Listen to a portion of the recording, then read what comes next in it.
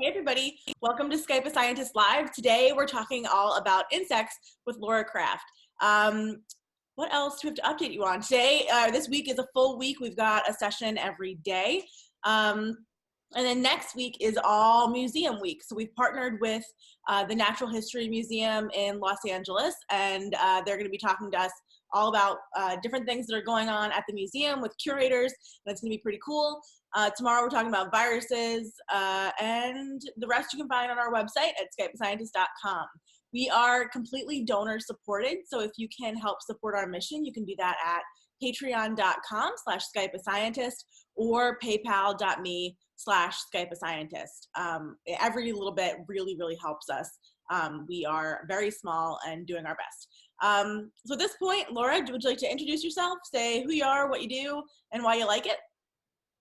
Absolutely.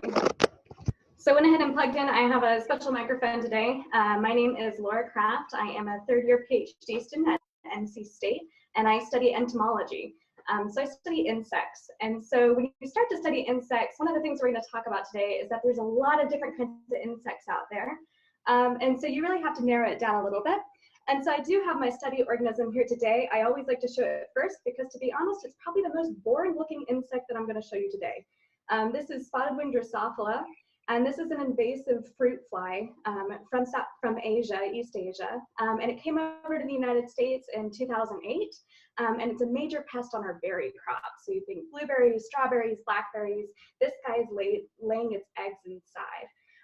So we are working to try and decrease its population in a way that's sustainable and good for our agricultural systems.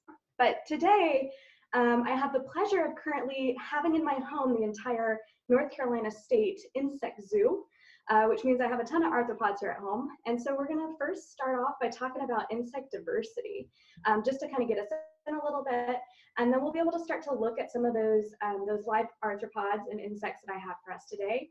And then you can ask questions as we go through that. So I'm gonna go ahead and start. This is actually an activity that we do in one of my classes, and this is typically the favorite activity. When we think about diversity, what we're really talking about is like a total number of species, but also the abundance, which is really important. A lot of you may have heard about like insect apocalypse, and that's something that we can talk about later, why that's important.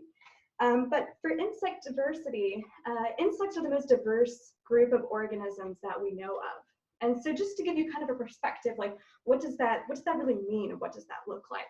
So I have some little flyers here. This represents mammals. And so essentially, I took this really long paper that I have, and every inch represents 1,000 species. So we're looking at about 6 inches of paper here, and that's equivalent to about 6,000 mammal species that are named right now. So it's a pretty good number of mammals. A lot of people can name a lot of mammals. You think about like tigers and lions and maybe rats and things like that. So we're really familiar with mammals. The next group, and we start to get a little bit bigger here, are the birds, right?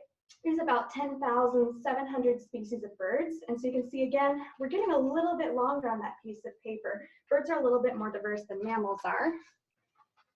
Our next group, we have fish here. I'm almost just barely making it into the screen. And so fish, we have 34,000 named species of fish, and they are still finding new species of fish. So you can see just how much longer this paper gets as we get into more species with some of these different groups. But insects are really incredible, right? They're the most diverse group of organisms, and in fact, there's 1 million named insects. And so in order to be able to show that, that's why we pull out this paper and we do this activity. And so just to give you an idea, let me see if I can shift this a little bit down here. So this is where we're going to start over here. This is the total paper that we have for all species of insects. And I'm just going to go ahead and walk it around the room so you can see how many inches, when we use 1,000 species per inch, we get when we look at insect diversity. So I'm just going to do this so we can start walking around the room.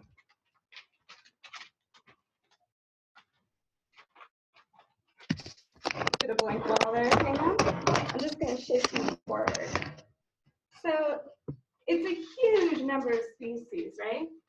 When we think about insects, we can think about some major things that we know of, maybe monarch butterflies, right? There's some common things, ladybugs, you probably see often in your garden, things like that. some tape here to help me. And then there's also some really cool extremophiles that we see in the insect family. For example, there's actually insects that live in Antarctica. There's one specific insect, we call it Arachnids, which is really neat. We can't really hear you, Laura. There's even insects that live in the tar pits, the La Brea tar pits. I don't think she can hear us. Right? And so when you have this huge amount of diversity, you really start to see a lot of this. I'm going to come over and just move that laptop just 1 second so you can get a little bit of a view. We're going to actually move all the way around the room.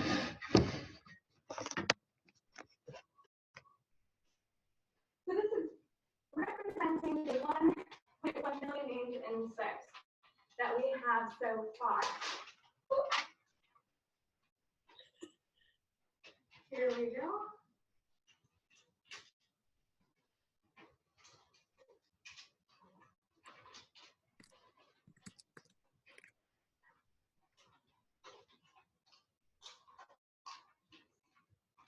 This is wild. 1.1 million named insects. This is actually a huge piece of paper. Measuring it out, I painted it just so it would show up a little bit better on the walls. This is 84 feet of paper, as you're going to see as we start to spread it all the way up. Time just went a little bit there. Let me just keep going. Coming all the way back.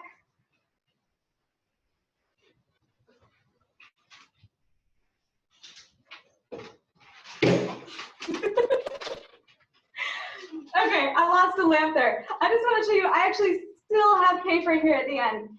84 feet of paper represents 1.1 million named species, which is honestly incredible, right? When you compare it to some of these other groups.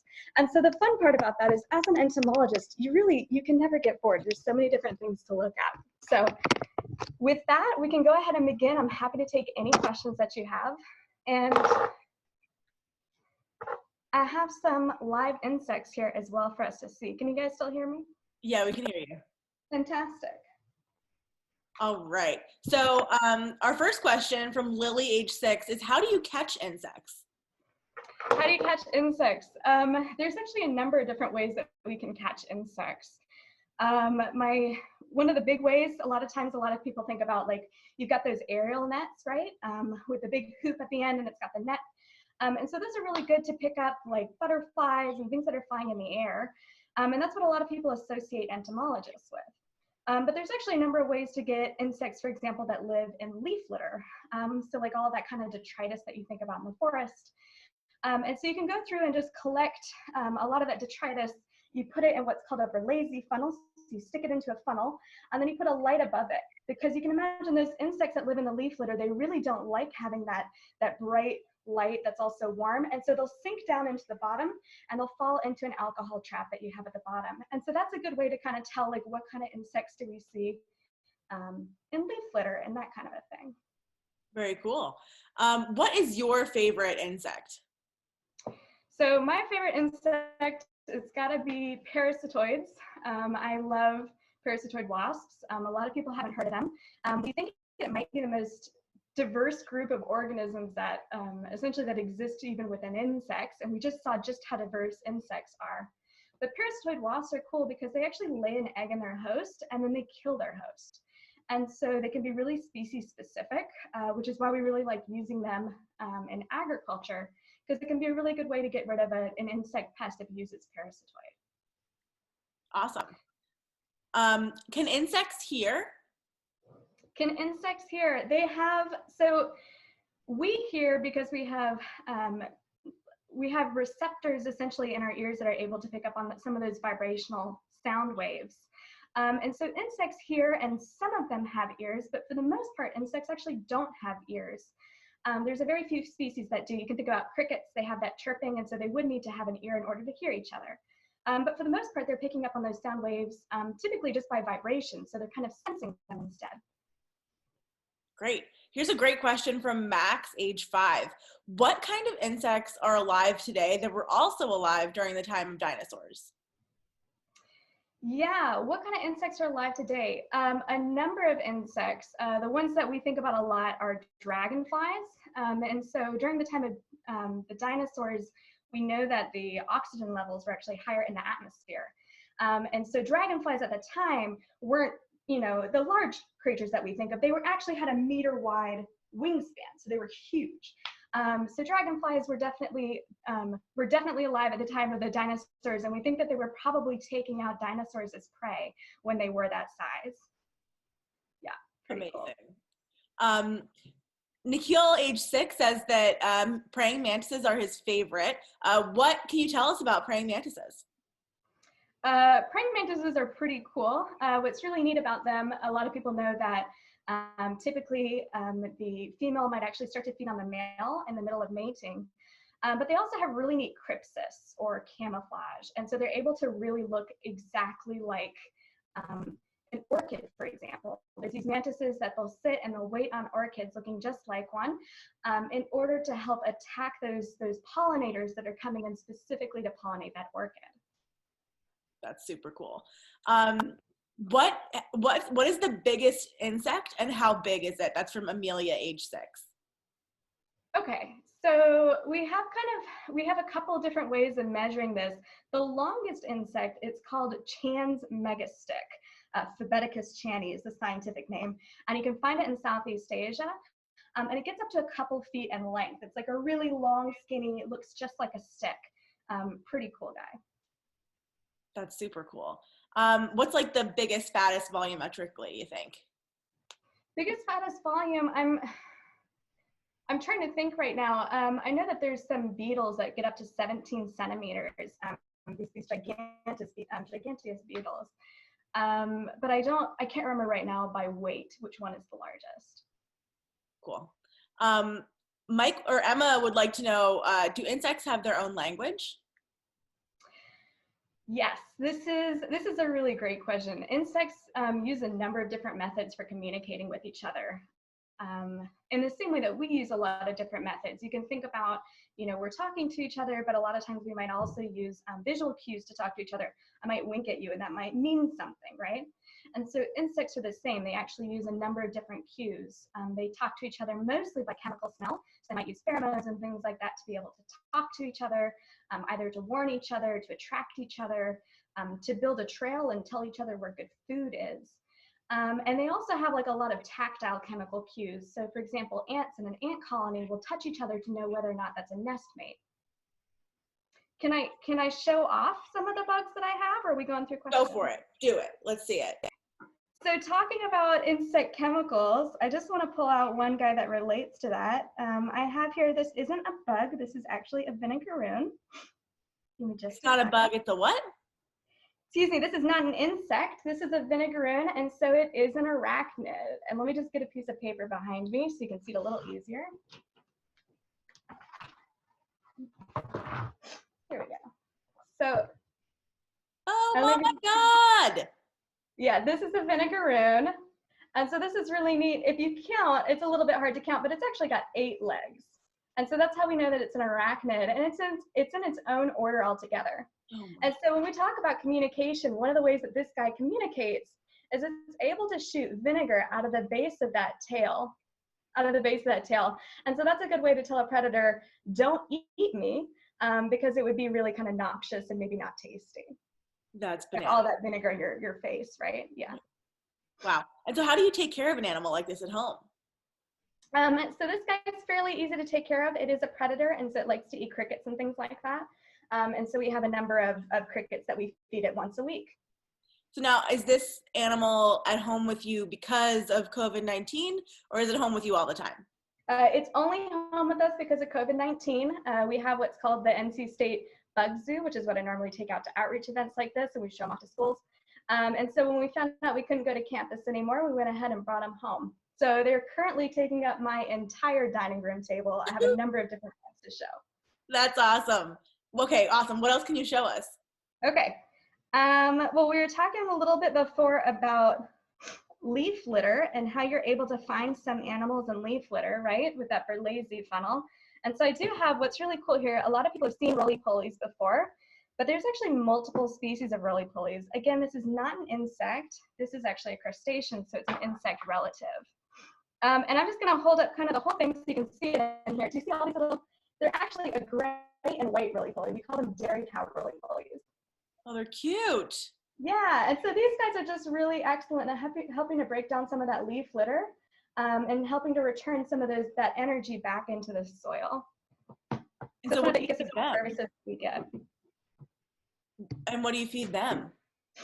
They mostly just eat that decaying matter, but we give them sometimes carrots and cat food. They like cat food. Cat food.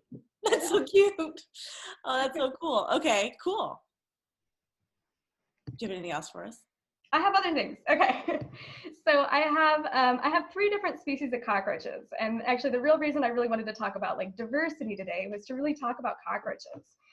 There's 4,500 species of cockroaches, only about 45 of which, or 1%, are considered pests anywhere around the world. And so most cockroaches are actually beneficial. They're helping to do some of that work breaking down leaf litter. And so this is a cockroach that we have. This is a giant peppered roach, and this is actually from the region of like Venezuela and Colombia. You can see. Whoa. Yeah, beautiful. And a lot of people always say like, it's so big. And as big as she is, I've actually seen bigger in the rainforest. But this is a very chill, nice kind of cockroach. And you can see it just looks really different from the ones you see at home because there is that really large diversity. Cool. And so the 3 animals that you've shown us so far, where do they all live? So this one lives in the giant peppered roach that I just showed you. It lives in leaf litter in Venezuela, Colombia type rainforest systems. Vinegaroons are actually found in the southern part of the United States. You can find them in Florida, Arizona, and they're nocturnal, which is why you don't find them all that often. They use those long kind of sensory arms in order to be able to find their food. Wow. And would they ever bite you? They could if you put your finger in the wrong place, but they're actually really benign. That's why they're really great for outreach and things like that, is because they look scary, but they're kind to hold. Great. Have you ever been grossed out by a bug you found? Jacob would like to know. Have I ever been grossed out? All the time. You know, the truth is like our work can be kind of gross. The flies that I work with, when they get into the berries and they really start, you know, going ham, it starts to smell really bad. It smells kind of vinegary. And so sometimes when you open the lid to what used to be berries and it's just mush and it smells like vinegar, it's pretty gross. Cool. What's the weirdest bug you've ever found? Parent age 7 would like to know.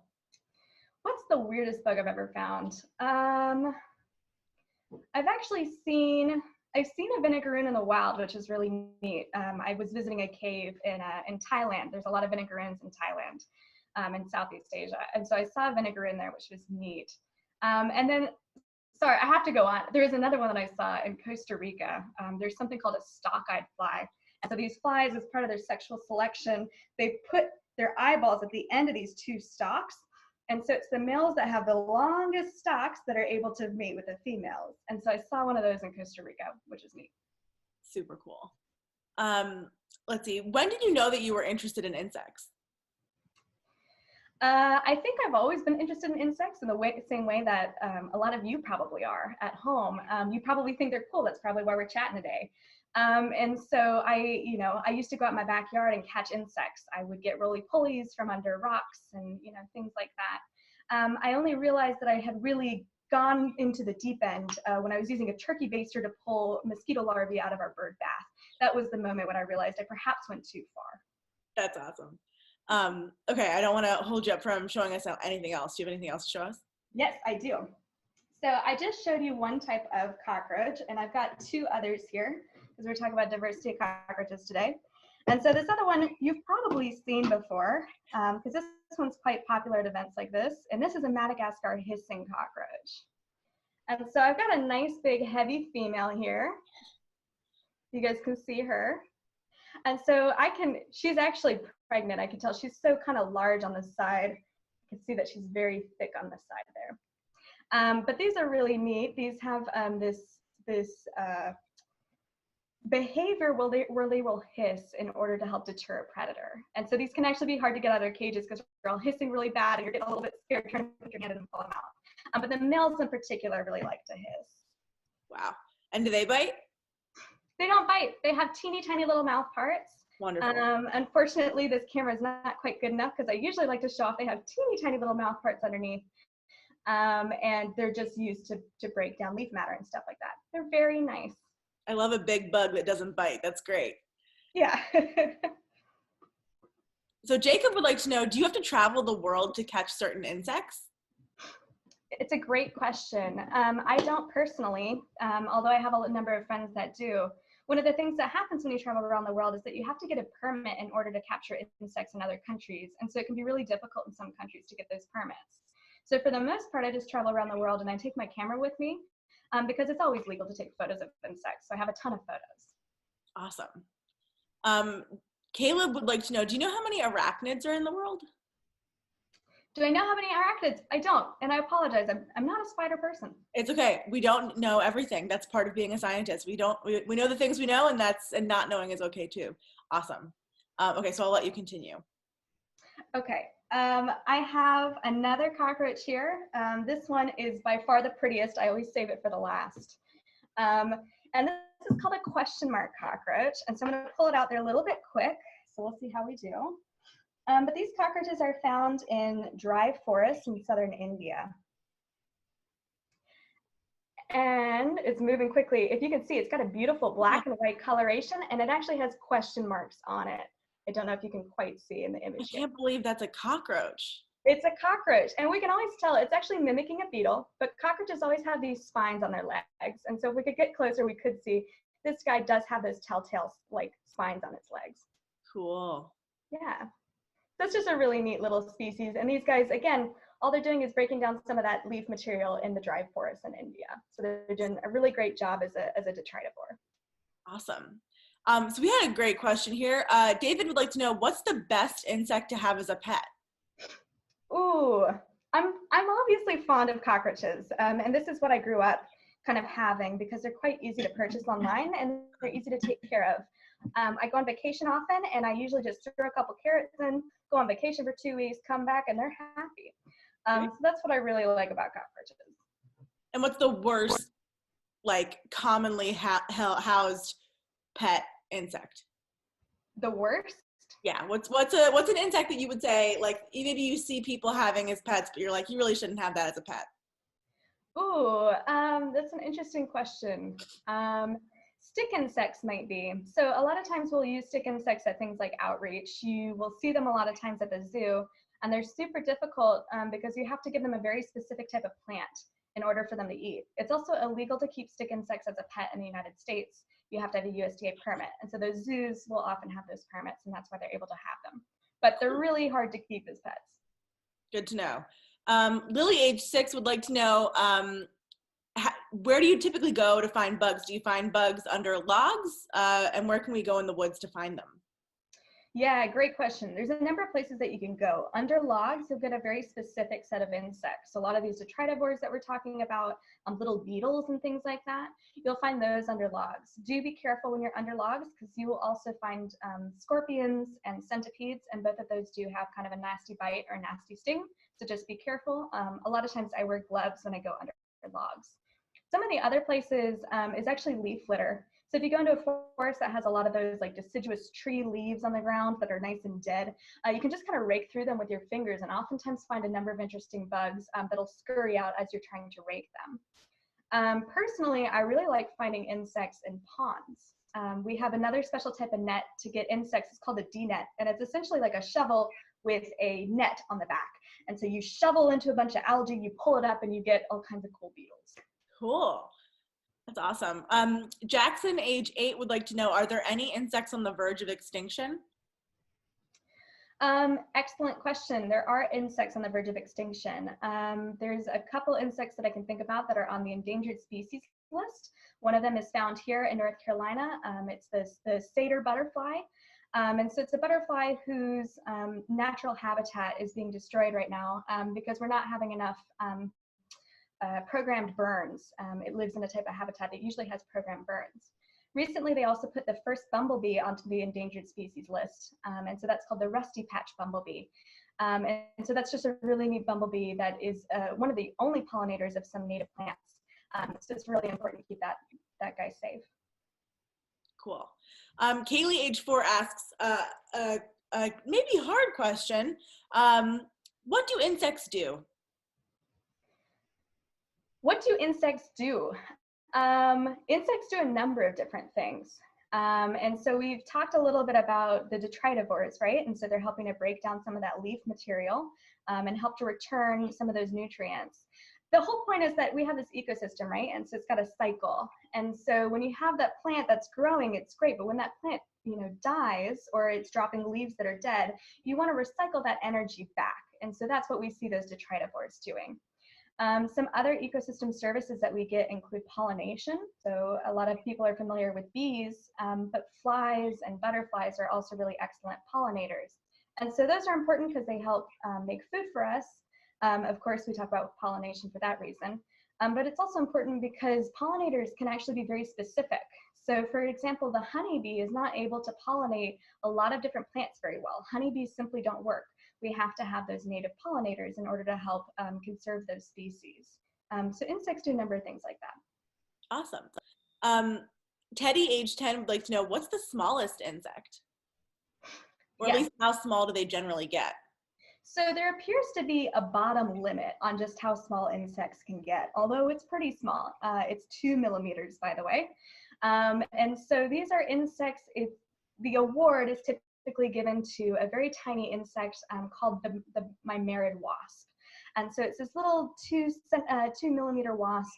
A number of different species can all get down to that 2 millimeter size. Typically the males are smaller than the females. But they're very cute little wasps. We call them fairy wasps. And one was recently named Tinkerbella Nana because it's such a nice little Tinkerbella Nana. Yeah. That's cute. Lily, age 6, would like to know, which insect do you catch the most? Ooh, which insect do I catch the most?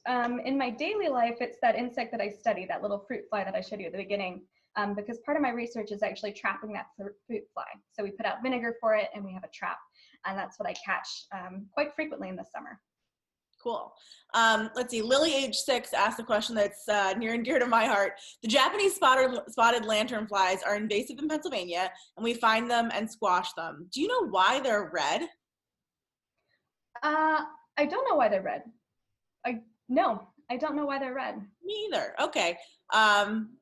Sounds good.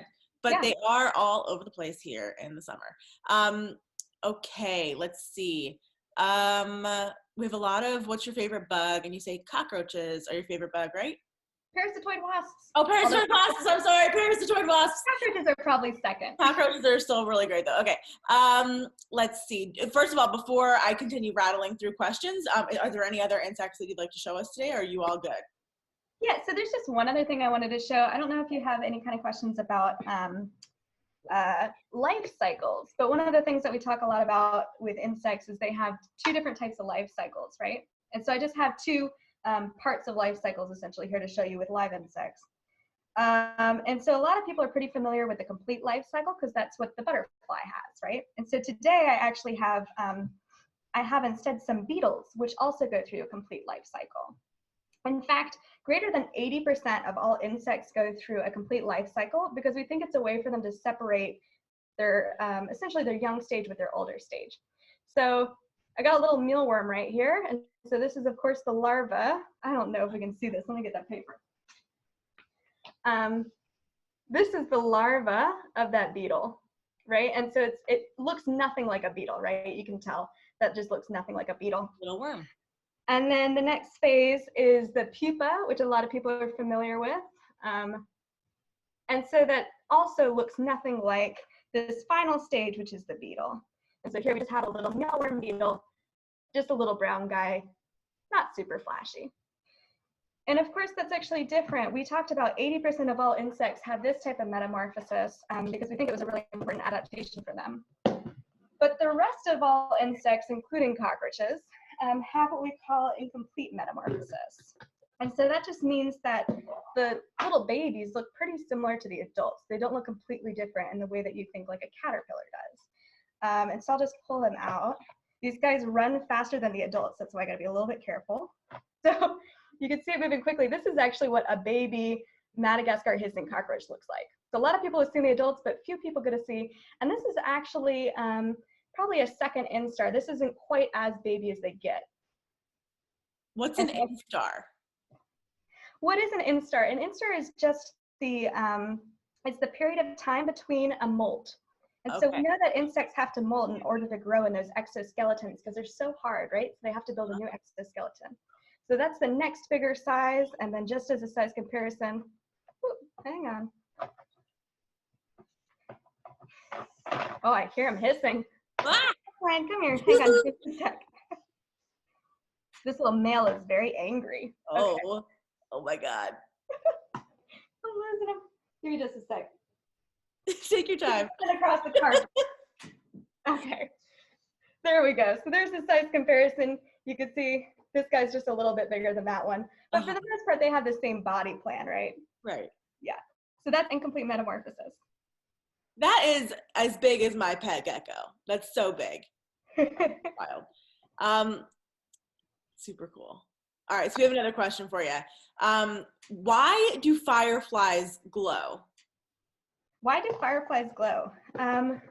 Fireflies are neat. There's actually a number of different species, which I never knew growing up. I was just familiar with those ones that have that nice J curve, that J curve that you always see in your yard. But what they're doing is they're blinking to tell each other, hey, I'm a male and I'm here and I'm interested. And so those males are the ones that are typically making that J that you'll see above your yard. And so that's in order to tell the female where they are. And the female's on the ground and she'll give a little response. She'll give a little blink, blink. Okay, I'm interested, blink, blink. And so that male will come down when he sees that blink, and then he will mate with the female. Super cool. What is the prettiest bug you've ever found? That's from Lily, age 6. There's a lot of pretty bugs, but one of the ones that I really enjoy, it's called the morpho butterfly. And so it's brown on the outside, but when it opens its wings, it's got this beautiful blue iridescence inside of it. And it's actually not a pigment, it's actually like a crystalline structure. And it's the way that the light points through it and reflects back that makes it that color blue. And it's so bright. And so you see them a lot of times in museums and they're dead and they're just sitting there. And it's nice. But when you see them in the wild, the whole point of that iridescent blue, they think is to deter predators or maybe like confuse them.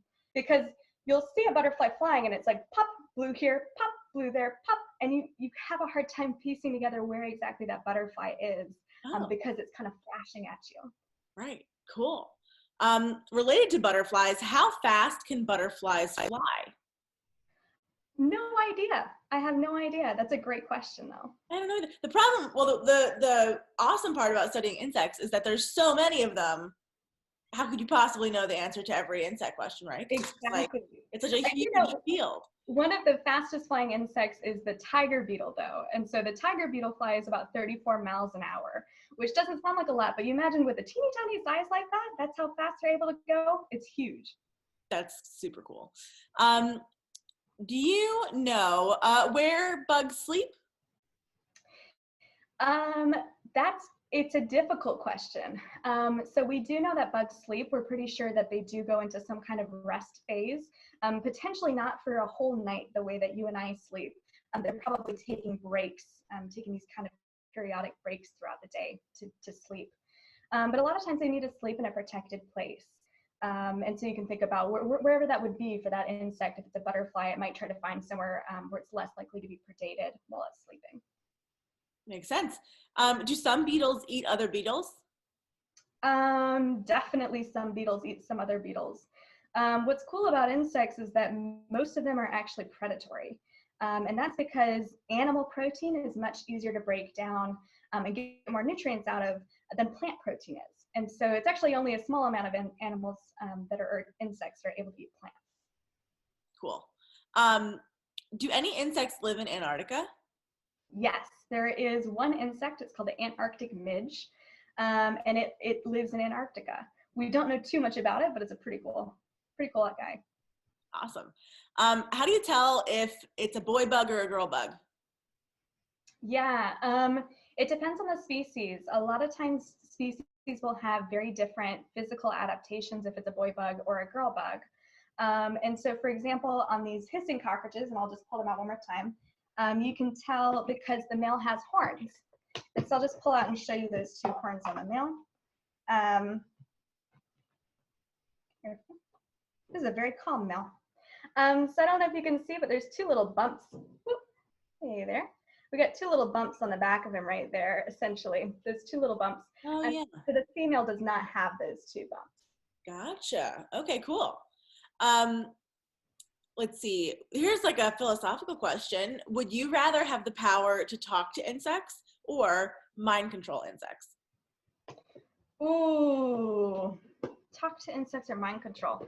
Honestly, I would say mind control. I work with invasive species, and it's a pretty serious issue. We were just talking about spotted lanternfly, it's also an invasive species. So if I can mind control and just send them home where they have their own predators to take care of them, that's what I would do. That sounds great. Sounds great. Let's see. So, where did you earn your bachelor's and what was it in? I earned a joint bachelor's master's at the University of Georgia, which is one of the few universities in the United States that has an entomology program for undergraduates. So I got my undergrad degree in entomology as well. Cool. We would like to know, can you please tell us something about dung beetles? About dung beetles? Ooh, dung beetles are neat.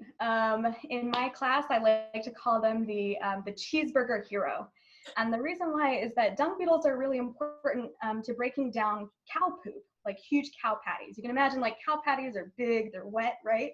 And what really, really likes a cow patty is something called a horn fly. So they'll go and they'll lay their eggs in fresh cow patties. They develop as larvae within that patty, but then when they come out as an adult, it's actually a blood-sucking, really annoying, really pestiferous adult. And so they'll go and they'll bite the cows. And when those horn flies are biting cows, it decreases the amount of food that they're able to eat, and the amount of meat that they're able to put on, and the amount of milk they're able to create. So dung beetles come into the picture. They're really important to breaking down that giant cow patty really early before all of those flies inside can develop. Cool. Lily, age 6, would like to know, how do bees pollinate things? How do bees pollinate things? So pollination is essentially moving pollen from the male reproductive parts of a flower to the female reproductive parts of a flower, typically two separate flowers. And so bees will go and they will pick up pollen on one flower, mostly on accident. Bees will either be picking up that pollen to take it home and eat it because it is very rich in protein. And so they'll just get a lot of it brushed up on their very furry kind of body while they're doing that. And then when they fly to the next flower to do the same thing, they'll happen to brush off some of that pollen onto the female parts of that flower. Awesome. Let's see. What's the deadliest bug? Caleb would like to know.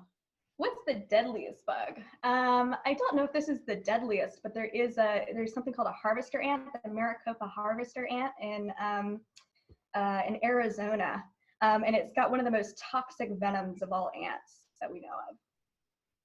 Cool. Can any insects eat really small birds like hummingbirds?